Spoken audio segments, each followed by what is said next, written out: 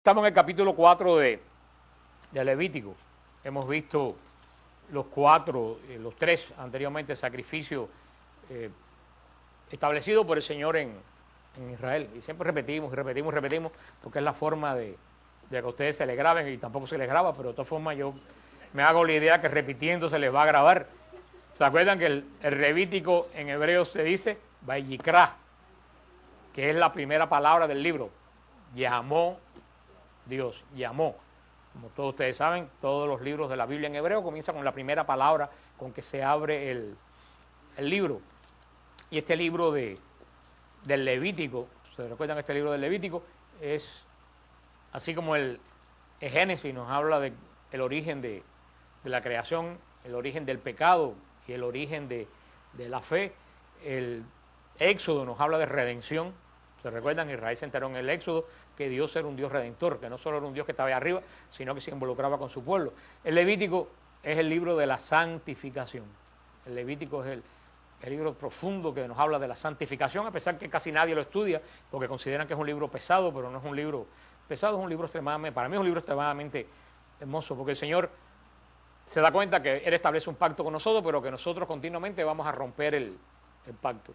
Y cuando rompemos el pacto, nuestra relación con Dios se rompe. Entonces en el Levítico el Señor propone el medio de restaurar nuestro pacto y nuestra relación con Él. ¿Por medio de qué? De los sacrificios. Los sacrificios va a ser el corazón de la alianza en Israel. Recuerden lo que le dijimos. Sin sacrificio no hay pacto. Olvídense, sin sacrificio no hay pacto. El pacto y el sacrificio están totalmente ligados uno con otro. Y para que haya pacto y haya sacrificio, tiene que haber liturgia. Porque el sacrificio lleva un sistema de actos. Esta semana algunos hermanos de aquí fueron a la misa de 11 de San Judas.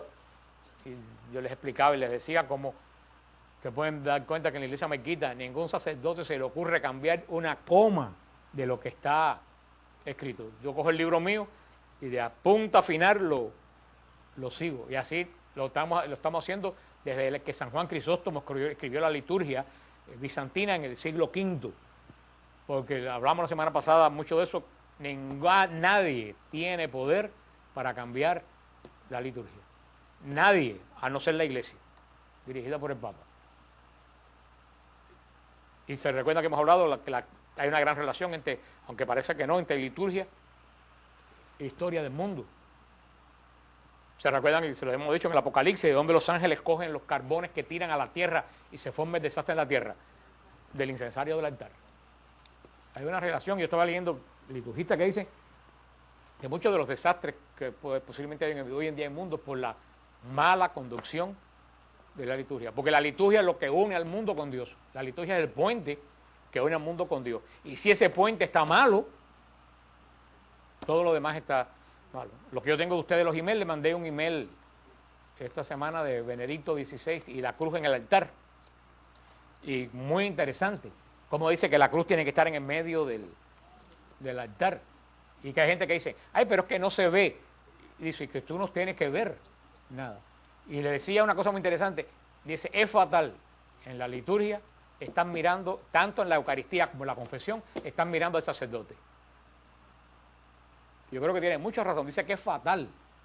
Están mirando al sacerdote tanto en la Eucaristía como en la confesión. Porque dice que en la Eucaristía, en la confesión, tú tienes que centrarte en Cristo. Y cuando tú estás mirando continuamente al hombre, terminas centrándote en el hombre.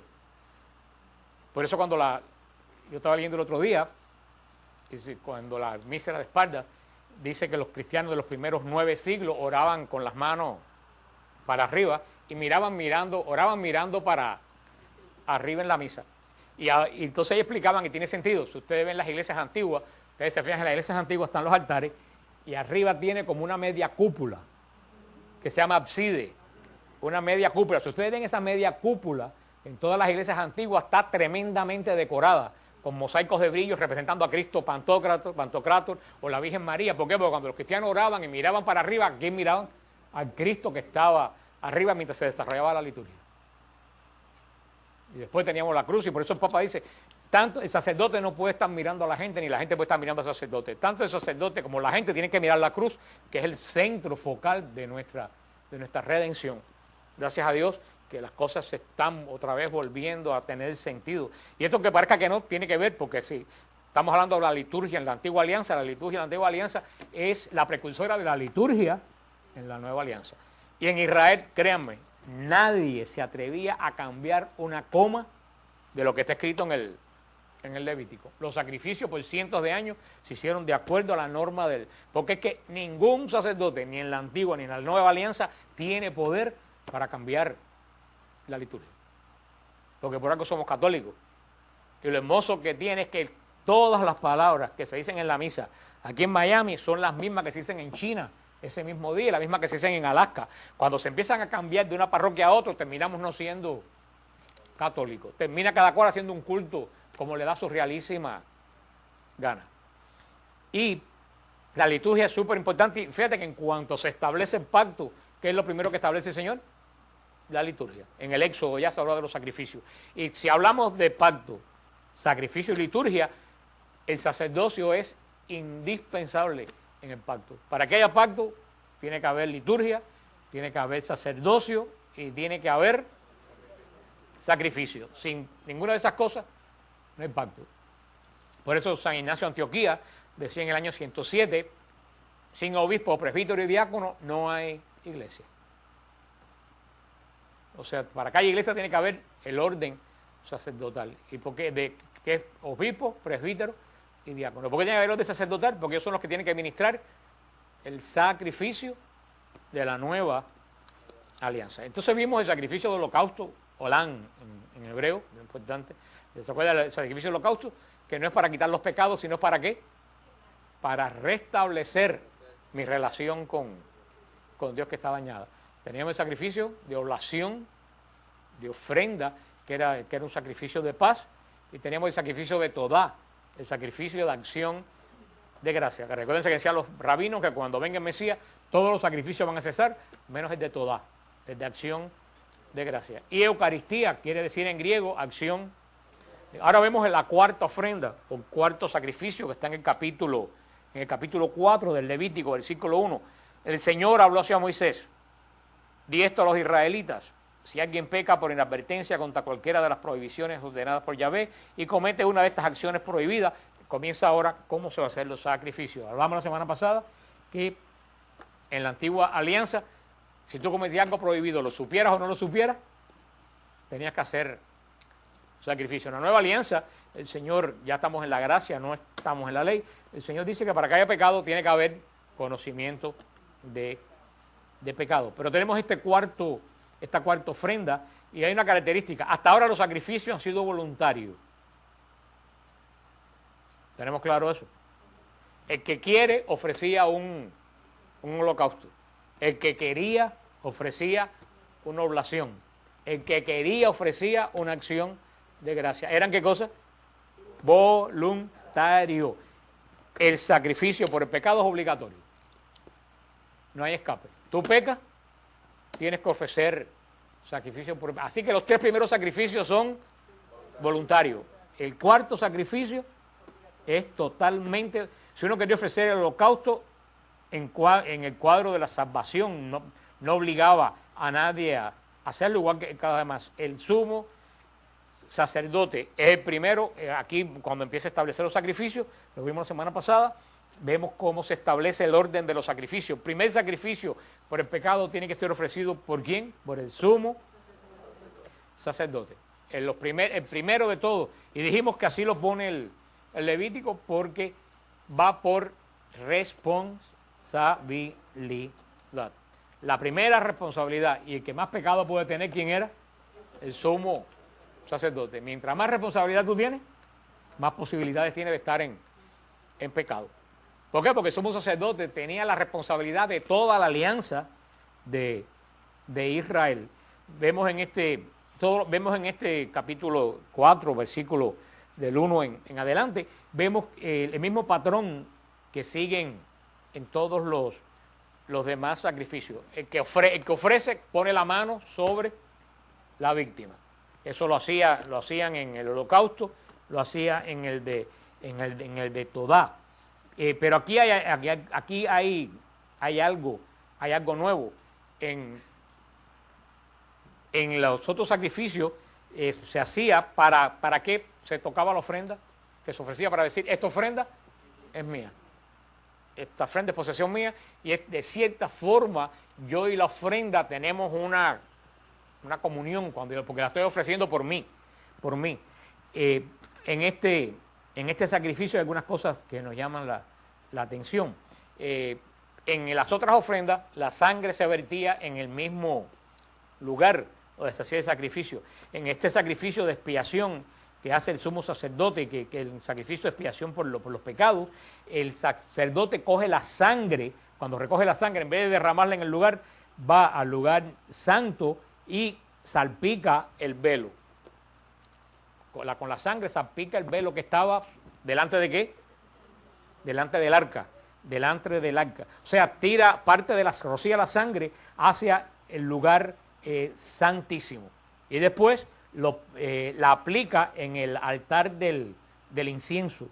Y después en el altar de bronce en el atrio. Porque aquí en este caso el sacerdote tira la sangre contra el velo. Recuérdense cuando estudiamos en el Éxodo el origen del velo. ¿Cuál es el origen de la cortina del velo? La separación de Dios del hombre. ¿Por qué Dios se separó del hombre? Porque el hombre pecó y el Señor le dijo a Moisés, yo no quiero hablar más con esta gente, no tengo comunión con mi pueblo. La cortina es signo del disgusto de Dios con los hombres. ¿Y por qué Dios se disgusta con los hombres? Por el pecado. Entonces, si el sumo sacerdote cometió pecado y disgustó a Dios, cuando mata la ofrenda, ¿qué es lo que hace? Rocía la sangre en el lugar que señala qué cosa, el disgusto de Dios por el pecado.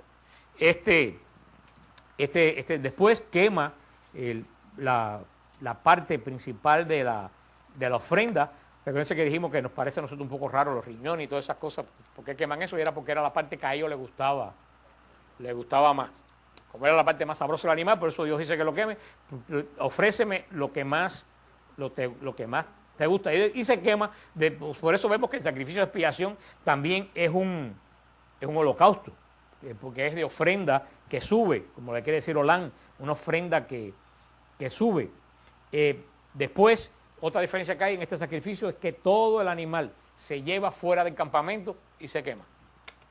Fuera del campamento. Ese es el primer sacrificio que se hace. Una de las características de este sacrificio, y que los protestantes dijeron la semana pasada que no se habla mucho, es que el que ofrecía el sacrificio, cuando ponía la mano sobre la víctima que ofrecía, confesaba sus pecados en voz alta. O sea, eso lo tenemos que tener claro. En Israel había confesión. Y eso nadie lo habla por ahí. Es el único sacrificio donde el oferente, al poner la mano sobre la cabeza de la víctima, confesaba en voz alta sus pecados, y al lado de él estaba parado el sacerdote. O sea que él confesaba los pecados a Dios, pero al lado había un sacerdote que estaba oyendo el pecado. Y por el sacrificio, cuando moría la víctima en sustitución del pecador, se restablecía de nuevo otra vez la unión de Dios con el hombre, porque el pecado del hombre había sido quitado. Eso es la antigua alianza con el animal. En la nueva alianza también tenemos la confesión. Lo que pasa es que el sacrificio ya no es animal. ¿El sacrificio de quién es? De Cristo en la cruz. Es el mismo sacrificio de Cristo en la cruz que nos da la bendición de ser perdonados a través del sacramento de la confesión. Por eso el primer sacrificio, y se hacía sobre todo el día de la expiación, el sumo sacerdote, vamos a ver después, antes de ofrecer el sacrificio por el pueblo, tenía que ofrecer el sacrificio por él mismo. Porque el sumo sacerdote era un hombre como los demás, y el sumo sacerdote pues no solo tenía pecado, tenía más pecado. Por eso que en Hebreos San Pablo dice, tenemos un sumo sacerdote que no necesita estar haciendo continuamente sacrificio por sí mismo. Porque Cristo necesita ese sacrificio por sí mismo. No, por eso dice San Pablo en Hebreos 9, tenemos un sumo sacerdote perfecto que no te necesita estar haciendo sacrificio por él continuamente. El segundo sacrificio, del 13 en adelante, por responsabilidad, lo tenía ¿quién? La casa de Israel. Cuando decimos la casa de Israel, es todo el pueblo. O sea, primera responsabilidad del sacrificio, somos sacerdotes. Segundo responsable, la casa de Israel. ¿Por qué el conjunto de todo Israel?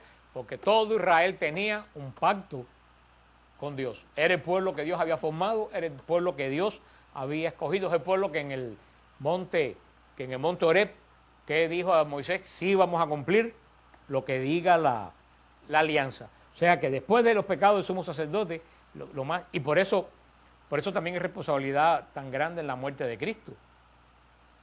¿Quién es el primer responsable de la muerte de Cristo? El sumo sacerdote, que dijo, reo es de muerte. ¿Y quién es el segundo responsable de la muerte de Cristo? El pueblo de esa época de Israel, que dijo que su sangre caiga sobre nosotros y sobre nuestros hijos. Eso, fíjate cómo va, y después tendrá cada uno individual que gritó eso, porque sabemos que todos los judíos no pidieron la muerte de Cristo. Había muchísimos judíos que estaban a favor de Cristo, Nicodemo, las mujeres que lloraban, los seguidores de Jesús, había montones. No todo Israel pidió la muerte de Cristo, fue un grupo que el sumo sacerdote reunió en el pretorio. La ofrenda por el pecado de la casa de Israel era igual, en los mismos pasos del sacrificio por el sumo sacerdote. Se aplicaba el lugar en los tres lugares santos, en el velo, en el altar del incienso y en el altar del atrio. Se me olvidó decirle en el velo, ¿por qué? Ya lo dijimos, porque significa el enojo de Dios. En el altar del incienso, porque cuando la persona está en pecado no puede ofrecer alabanza.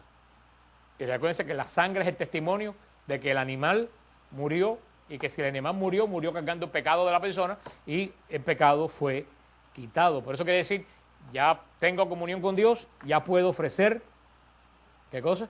Alabanza. Y en el altar del atrio, que es el altar de los sacrificios, ¿por qué? Porque ofrecí sacrificio. Se ofrece también la parte más sabrosa de los hebreos, que menciona ahí, que hoy en día mucha gente no se lo comería, y se quema fuera del campamento. Seguido por responsabilidad. El tercer sacrificio de responsabilidad es de los jefes. O sea, primer responsable, sumo sacerdote. Segundo responsable, la casa de Israel. Por orden de importancia de pecado, el tercer responsable de importancia de pecado son los que son jefes. Todo el que tiene responsabilidad sobre otra persona a cualquier nivel. Dios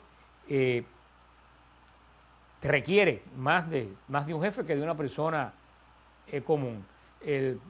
Cuando un jefe, me imagino que sería un jefe de la sinagoga o un jefe de la tribu o alguien importante en el pueblo, ofrece la cabra, que es una cabra macho, por el sacrificio, y la sangre solo se aplica al altar de bronce como al principio. O sea, en el sumo sacerdote y la casa de Israel se tiraba contra el velo, contra el altar del incienso y contra el altar de bronce. ¿Por qué? Porque estos dos, el sumo sacerdote y el pueblo de Israel, son los que simbolizan delante de Dios, ¿qué cosa? El pacto. Son los que simbolizan el pacto. Como congregación, Israel tiene un pacto y el sumo sacerdote es el responsable de guardar ese pacto. Ya vienen las personas comunes, que el jefe, claro, como parte de la casa de Israel tiene un pacto, pero ya es los pecados personales del jefe, ya no es los pecados de la casa de Israel. Por eso se tira solamente la sangre contra el altar de bronce, porque quiere decir, ya ofrecí un sacrificio, mis pecados han sido perdonados. Y el cuarto sacrificio, que es igual que el del jefe, es el de cualquiera persona común del pueblo. Cualquiera persona del pueblo que sabía que estaba en pecado, tenía que ir al templo y ofrecer sacrificio. Y era lo mismo que el jefe. Los dos primeros son más importantes porque son sacrificios de pecados relacionados a la alianza. Los otros dos, aunque son importantes, son menos importantes porque son pecados personales, son pecados del individuo. Obviamente aquí el Señor nos está dando una lección de responsabilidad. Con más privilegio vienen más responsabilidades. Toda la gente que se fajan por ahí por tener puestos y lugares y todo eso, no sabe la responsabilidad que les viene. No importa lo que sea, así dirija un coro. ¿Cuánta gente yo he visto que dirigiendo coro irían a personas que iban allí y sacaban a las personas del coro porque tú llegaste ayer, porque me cogiste el puesto?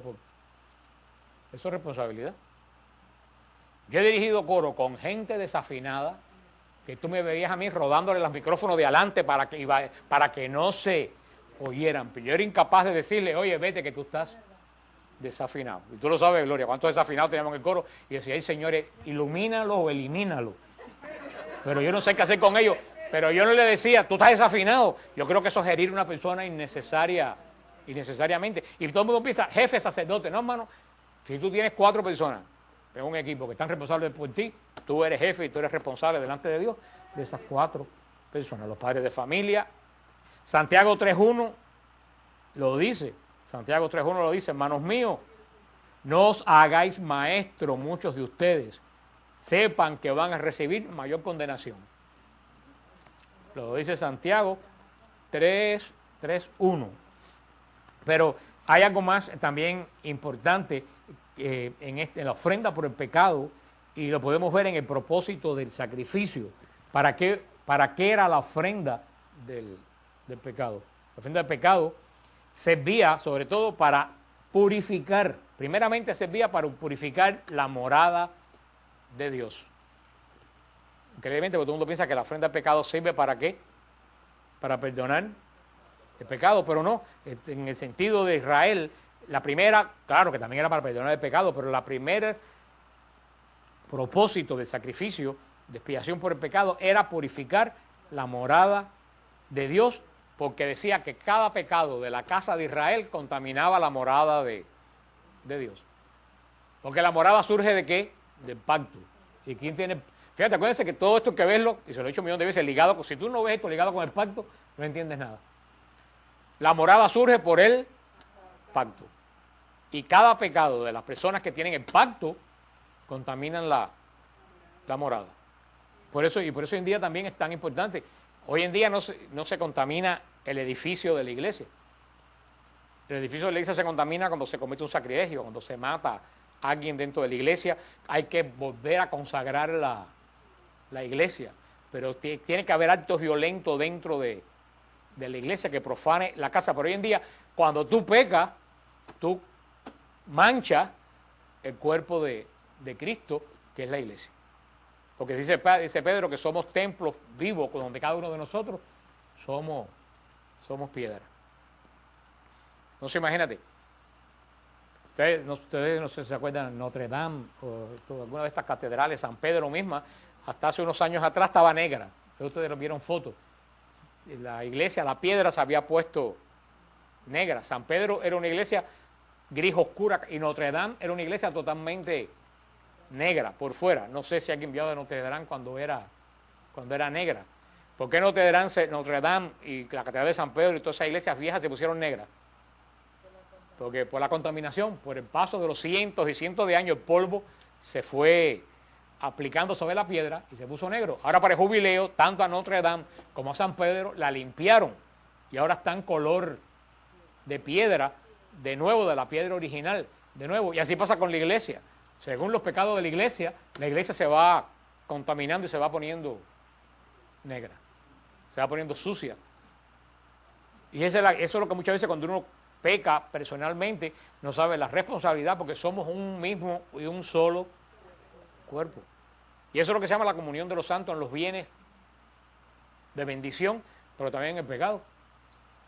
Pero mucha gente no entiende lo que es la comunión de los santos, y alguna gente piensa que la comunión de los santos es que los santos comulgan. Pero eso no es la comunión de los santos. Unión. La comunión de los santos quiere decir que no somos gente aislada, que todos formamos un cuerpo. Y no solo los que estamos en la tierra, sino los que están en el cielo, en el purgatorio, somos un solo cuerpo. Todo bautizado se injerta en el cuerpo de Cristo. Es como que cada uno de nosotros somos una célula del cuerpo de Cristo. Por eso dice San Pablo, unos son orejas, otros son pies. Pero todos formamos un cuerpo y la oreja no puede decirle al pie, yo soy más importante que tú. Porque cada parte del cuerpo tiene una tiene una función. El dedo chiquito del pie, que nadie le presta atención, pártete el dedo chiquito del pie para que tú veas lo importante que es. Lo que pasa es que muchas veces en la iglesia todo el mundo quiere ser oreja o quiere ser boca. Nadie quiere ser dedo chiquito. Pero lo que quiere ser la comunión de los santos es que hay, como por ejemplo, si a ti tú tienes migraña y te duele la cabeza, ¿dónde te ponen la inyección? ¿En la cabeza o en una nalga? En una nalga, no te la ponen en la cabeza. Y te la ponen aquí, ¿y a dónde te llega el remedio? ¿Por qué? Porque todo el torrente sanguíneo, todo eso fluye a través de todo el cuerpo. Y eso mismo pasa en la comunión de los santos. El que peca en Japón no afecta a Japón, un ejemplo. O el que peca en China o en la Patagonia no afecta a la Patagonia. El que peca en esos lugares afecta a toda la iglesia. Es como que se parte un dedo chiquito. O como que te sale un grano, que te sale algo en un lado. El pecado de cada uno de nosotros afecta a toda la iglesia, va poniendo negra la iglesia. Y también las cosas buenas, los tesoros, las oraciones de las monjas en Polonia, las oraciones de las monjas en el Líbano, todo eso también circula y santifica a la iglesia. Pero esto es muy importante, y lo dice Levítico después más adelante, 15:31. Así apartaréis de sus impurezas a los hijos de Israel, a fin de que no mueran por sus impurezas y por haber contaminado mi tabernáculo que está entre ellos.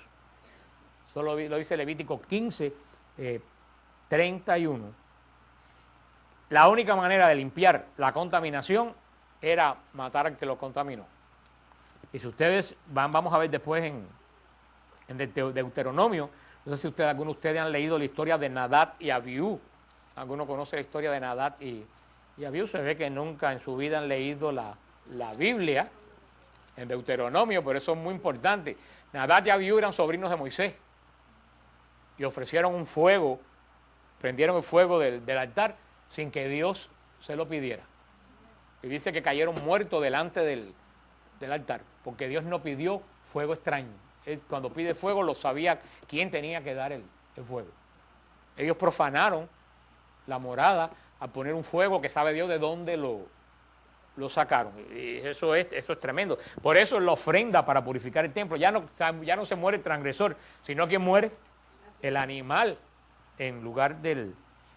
Eso es exactamente lo que vemos en la aplicación de la sangre de esta ofrenda, que es lo que acabamos de decir anteriormente. El pecado del sumo sacerdote era más importante, más grave, porque era el responsable del pueblo. Su pecado lo afectaba a todo, desde el velo, desde el pacto, desde la morada de Dios. Era más importante, contaminaba más el pecado del sumo sacerdote que el pecado de una persona del pueblo. Y ojo que eso se sigue aplicando hoy en día. Y por eso hay que orar tanto por los sacerdotes. El pecado de los sacerdotes contamina el corazón sacerdotal de Jesucristo. Y hace que miles de cristianos flaqueen su fe. Por eso se lo dije la semana pasada, se lo sigo diciendo, que orar muchísimo por los sacerdotes.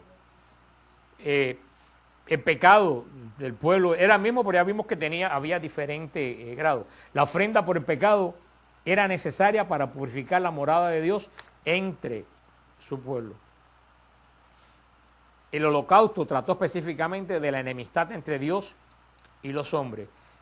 Su enfoque era más en Dios. El holocausto era más en Dios. Yo quiero restaurar, quiero que Dios un poco como que se olvide de toda esta mala relación que ha habido entre él y yo. El sacrificio de expiación es para pagar el pecado. La ofrenda por el pecado está muy ligado con la palabra contaminación. Y eso es lo que muchas veces uno no piensa. El pecado, muchas veces uno hace énfasis. Mi pecado me afecta a mí, pero mi pecado solo no me afecta a mí. Mi pecado estamos viendo que afecta la morada en el Antiguo Testamento. Y hoy en día afecta ¿qué cosa? La iglesia completa. Dios no puede morar donde hay inmundicia. Dios no puede morar en ningún lugar inmundo. Por eso es que las cosas de Dios tienen que ser santas. Y aunque ustedes crean que no, muchas veces las cosas externas hablan de las cosas internas. Yo he llegado a lugares donde de la iglesia que todo está regado, que todo está tirado por donde quiera, y tú dices, ahí hay algo que no funciona bien. Las cosas de Dios, externas e internamente, tienen que ser impecables. Y por eso ustedes ven que yo aquí ando como un loco corriendo el incensario, y tenemos que buscar, Carlos, dónde ponemos el incensario, porque no me sigue gustando en esa esquina. Pero tú me ves quitando esto, quitando la basura, poniendo las cosas en orden. Tú no puedes hacer las cosas de Dios en un lugar que está desordenado, en un lugar que los manteles están sucios, y a veces que tú vas a algunas iglesias, gracias a Dios en este país no se ve tanto, pero en Israel hay algunas iglesias que dan ganas de llorar. Yo he visto en Centroamérica algunas iglesias muy abandonadas. Y tú dices, esto externo habla de lo interno, tremendamente. Si vemos, Adán contaminó a todos los seres humanos. Adán y Eva, ¿con qué? Con el pecado. ¿Y qué cosa era el hombre? Antes del pecado, el hombre era la morada de Dios. Antes del pecado, porque Dios habitaba en el hombre. Era imagen y su semejanza. El hombre estaba lleno de gracia. Antes del pecado, el hombre era morada de Dios. El pecado de Adán y Eva contaminó esta morada de Dios. Por eso es que el Señor, en cuanto hace el pacto, comienza a proveer la forma de que el hombre pueda salir de su contaminación. Hay veces que uno tiene que pensar, ¿seré yo como Adán? ¿Seguiré yo contaminando al hombre, contaminando a la creación? En este nuevo pacto, Cristo llegó a ser nuestra ofrenda por el pecado.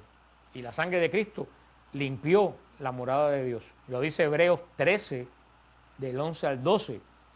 Porque los cuerpos de aquellos animales cuya sangre a causa del pecado es introducida en el santuario por el sumo sacerdote, son quemados fuera del campamento. Por lo cual también Jesús, para santificar al pueblo mediante su propia sangre, padeció fuera de la ciudad. Fíjate, la víctima era quemada fuera del campamento. Cristo muere fuera de las murallas de Jerusalén. Es la ofrenda. Tú no ves la relación de Cristo con toda la ofrenda, con el antiguo pacto. Por el sacrificio de Cristo en la cruz, que se recuerdan que vimos que es todo tipo de los 4 sacrificios. El sacrificio de Cristo en la cruz engloba los 4 sacrificios, pero sobre todo la cruz es un sacrificio eminentemente de holocausto. Toda la ofrenda es entregada a Dios. Por el sacrificio de holocausto de Cristo en la cruz se termina la enemistad entre Dios y el hombre. También nuestra ofrenda por el pecado es también Cristo. Por supuesto, es también ofrenda expiatoria.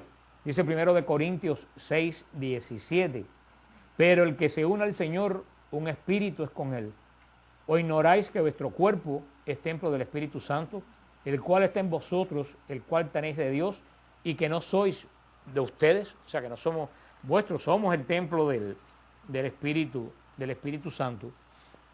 Por eso, nosotros también en este pacto tenemos el medio, dijimos, de volver otra vez a reconciliarnos con Dios. Eso es la importancia que todos los papas han hablado de la confesión. Mucha gente, la confesión y decirle mis pecados al cura. Eso es lo mismo que estamos viendo en el Levítico.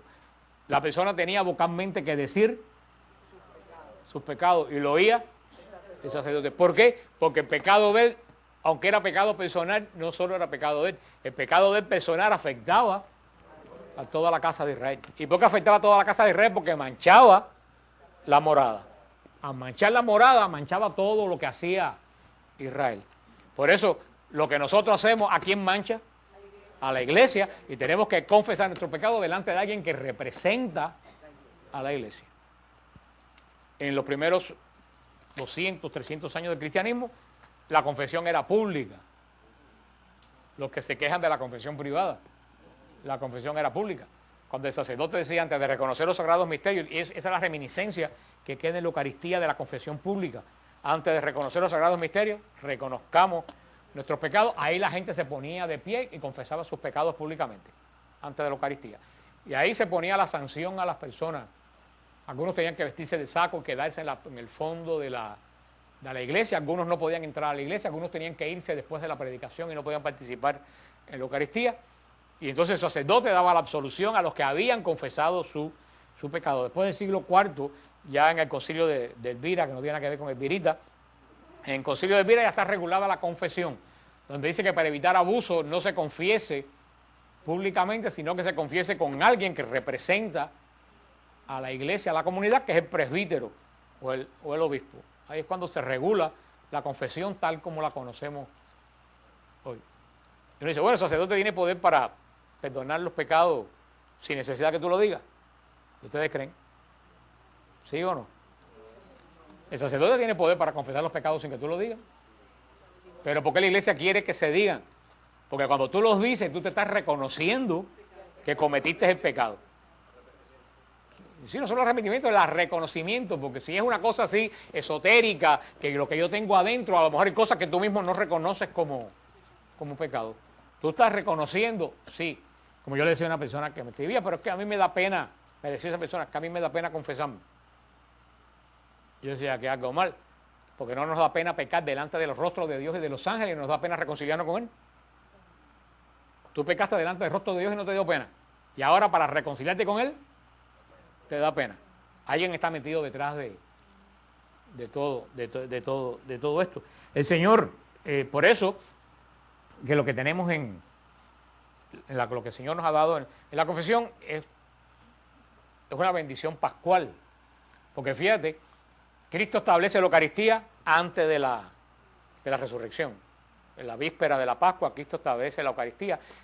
Cuando dice las palabras sacrificiales esta es la sangre de mi alianza, una vida eterna. Pero lo primero que hace Jesús cuando resucita es establecer la confesión. Fíjate tú qué interesante. Cuando Jesús, las primeras palabras que en el Evangelio de San Juan, capítulo 20, las primeras palabras que salen de boca de Jesús resucitado, a ver cuáles son. La paz esté con ustedes. Que se resume, lo que Jesús le dijo a los apóstoles fue Shalom. Tengan la plenitud de la paz. Y después que Jesús dice, tengan la plenitud de la paz, ¿qué es lo que hace Jesús? ¿Se recuerdan? ¿Qué hace? Sopla. Después que Jesús dice, tengan paz, sopla. Y es la segunda vez que Dios sopla en la historia. Dios sopla en la historia la primera vez, ¿cuándo? Cuando le dio aliento de vida a Adán. Y no vuelve a soplar hasta resucitado, que sopla y dice, reciban el Espíritu Santo. ¿Por qué? Porque así como Adán le dio vida, a través de lo que él va a decir ahora, le va a dar vida a los hombres en la iglesia. Y se reciban el Espíritu Santo. ¿Cuánto falta para Pentecostés? Andan mal hasta en matemáticas. Para Pentecostés faltan 50 días. ¿Y el Espíritu Santo vino cuándo? En Pentecostés. Sin embargo, vemos que Jesús dice, reciban el Espíritu Santo. Jesús le da un Pentecostés particular ¿a quiénes? A los 11 apóstoles. Este Espíritu Santo que va a dar no es el Espíritu Santo que viene sobre la iglesia. Ese Espíritu Santo es únicamente para los 11 apóstoles y el 12 que va a ser elegido. Y se reciban el Espíritu Santo. ¿Para qué? Para predicar. No, que es lo que dice, a quienes ustedes perdonen, yo perdono. Yo no entiendo cómo los protestantes no ven eso. Las cosas más claras del Evangelio los protestantes no lo ven. Y se pierden en, qué sé yo, en disquisiciones de la burra de Balán o de yo no sé. Fíjate, Jesús son las primeras palabras que Cristo, redentor de pecado, le dice a la iglesia. No le dice, ay, hagan esto, prediquen, canten, toquen pandereta, qué sé yo. Le dice, sopla. Y ese sopla es muy importante porque es la segunda vez que Dios sopla. Infunde su espíritu. ¿A quién le infunde el espíritu en ese momento? A los apóstoles. Nada más. No es para nadie más. No es para los discípulos. Es para solamente los apóstoles. Y dice una palabra muy importante. Y dice, antes de decir, reciban así como mi Padre me envió a mí, así yo los envío a ustedes. Fíjate, dice Jesús, hay un paralelo. Yo los envío a ustedes tal como el Padre me envió a mí. ¿A qué manda el Padre Jesús? A redimirnos. A redimirnos. ¿Y a qué va a mandar Jesús a los apóstoles? A redimirnos también. A redimirnos por medio del perdón de los pecados. Porque es la forma que tú tienes de volver a establecer tu pacto con Dios. Mira tú lo importante, así como, ahí está paralelo, así como mi Padre me envió a mí, yo los envío a ustedes. Reciban el Espíritu Santo. A quienes ustedes perdonen, yo perdono. Y a quienes ustedes retengan, yo retengo. No se lo dio a los discípulos, no se lo dio a la Magdalena, se lo dio a los apóstoles. Y a través de los apóstoles, porque Dios no hace nada para... Yo hoy no había un pastor que decía, no, pero eso nada más que fue para los apóstoles. ¿Qué gracia tiene que se lo dé a los apóstoles y después? Cristo cuando mandó a bautizar, ¿a quién le dio la orden de bautizar? A los apóstoles y los discípulos. Pero cuando se murieron los apóstoles y los discípulos, ¿se acabó el bautismo? No, la iglesia siguió bautizando. Así pasa con el poder de perdonar. Cuando murieron los apóstoles, la iglesia siguió perdonando. ¿Y cuándo se transfiere ese poder de perdonar? Cuando se ordena un sacerdote. Por eso se llama ordenación. Cuando le ponen las manos, ese poder que dio Jesús en el aposento alto a la tarde de la resurrección, ha ido corriendo por 2000 años de iglesia, de obispo en obispo, de sacerdote, de obispo en obispo, y cayendo sobre los sacerdotes. Por eso que el demonio odia tanto a los sacerdotes. Porque los sacerdotes es el que nos reconcilia con Dios. El poder es de la cruz de Cristo, del sacrificio de Cristo, pero el sacerdote es el que lo ministra. ¿Por qué? Yo no tengo la menor idea. Hay cosas que son misterios de Dios. Eso se lo dijo Jesús y en la Biblia está, en todas las Biblias del mundo, hasta la protestante. A quienes ustedes perdonen, yo perdono. El Señor le dio ese poder a los sacerdotes. ¿Por qué? Yo no sé. Y es muy importante lo que dice Primera de Juan, capítulo 1, versículos 7 y 9. Primera de Juan, capítulo 1, versículos 7 al 9. Pero si andamos en luz, como Él está en luz, tenemos comunión unos con otros. Y la sangre del Señor Jesucristo, su Hijo, nos limpia de todo pecado. Si confesamos nuestros pecados, Él es fiel y justo para perdonar nuestros pecados y limpiarnos de toda maldad. Por supuesto que Él es fiel y justo para perdonarnos de todo pecado, porque Él le dijo a la iglesia, a quienes ustedes perdonen, yo perdono. Y por eso que el sacramento que está más maltratado en la iglesia hoy en día es el sacramento de la confesión. Ni los sacerdotes confiesan el tiempo que deben confesar, ni están disponibles, ni los fieles tampoco se van a confesar. Si hay un sacramento que el demonio ha atacado, y el demonio sabe por qué, es la confesión. Porque él sabe que la confesión es la única forma que tenemos de reconciliarnos con la cruz de Cristo. ¿No te confiesas? Por muy bueno que sea, no estás reconciliado con la... Y por eso el demonio ha atacado tanto. Y de ahí viene, yo no me confieso con otro hombre igual que yo, todas esas tonterías. Pero después te vas al psiquiatra, le dices todo lo que tienes y le pagas para cómo. O sea que todas son las tonterías de los machistas espirituales que siempre están diciendo. Yo no me confieso con otro hombre igual que yo, y después llama al amigo en una borrachera y le cuenta todo con la diferencia que el amigo no lo puede absorber, ni el psiquiatra lo puede absorber de sus pecados. Y el sacerdote sí. Así que esto es todo lo que tenemos. Ya la semana que viene vamos a ver parece que es lo mismo, pero vamos a pasarle por encima, porque ahora vimos los sacrificios vistos desde el punto de vista de los fieles. Ahora el Levítico va a hablar de los sacrificios desde el punto de vista de los sacerdotes, cómo los sacerdotes tienen que enfocar los sacrificios, que es los primeros 15 capítulos del Levítico.